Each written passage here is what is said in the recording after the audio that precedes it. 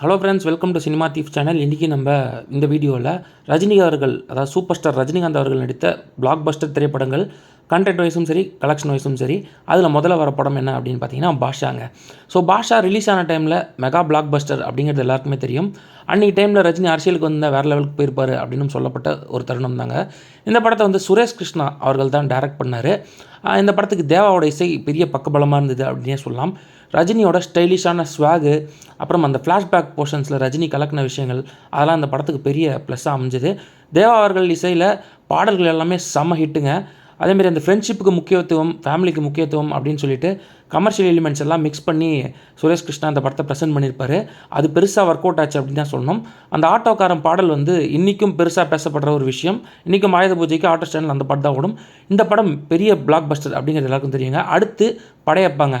படையப்பா வந்து ஒரு மாசு ப்ளஸ் கிளாஸ் சேர்ந்த ஒரு திரைப்படம். கே.எஸ். ரவிக்குமார் தான் இந்த படத்தை டைரக்ட் பண்ணார். ஏஆர் ரஹ்மான் இந்த படத்துக்கு இசையமைச்சாருங்க. சௌந்தர்யா வந்து இந்த படத்தில் ஒரு இம்பார்ட்டன்ட் கேரக்டர் பண்ணியிருந்தாங்க. அதை தாண்டி படத்தில் சிவாஜி கணேசன் அவர்கள் ஒரு எக்ஸ்டெண்டட் கேமியோ ஒன்று பண்ணியிருந்தார். அது இந்த படத்துக்கு பெரிய ப்ளஸ். எல்லாத்துக்கும் மேலே ரம்யா கிருஷ்ணன் அவர்களோட கேரக்டர் இந்த படத்துக்கு பயங்கரமான ப்ளஸ் அமைஞ்சிருச்சுங்க. அவங்க வேறு லெவல் பர்ஃபார்மன்ஸ் ஒன்று இந்த படத்தில் கொடுத்துருப்பாங்க. அது மட்டுமின்றி இந்த படத்தில் இருக்கிற எல்லா கேரக்டருமே ரொம்ப அருமையாக இருக்குங்க.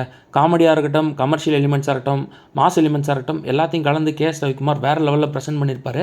இந்த படம் ரிலீஸ் ஆன டைமில் அந்த பாடல்களாக இருக்கட்டும், படமாக இருக்கட்டும், பட்டி தொட்டிலாம் ஃபேமஸ் ஆச்சு.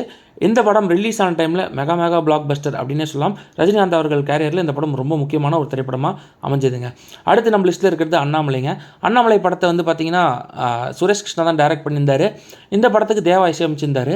ரஜினி வந்து ஒரு உழைப்பாளியாக இருந்து எந்த அளவு லைஃப்பில் பெருசாக ஆக முடியும் அப்படிங்கிறதுக்கு ஒரு நல்ல எடுத்துக்காட்டாக இந்த படம் நடித்து கொடுத்துருந்தாரு.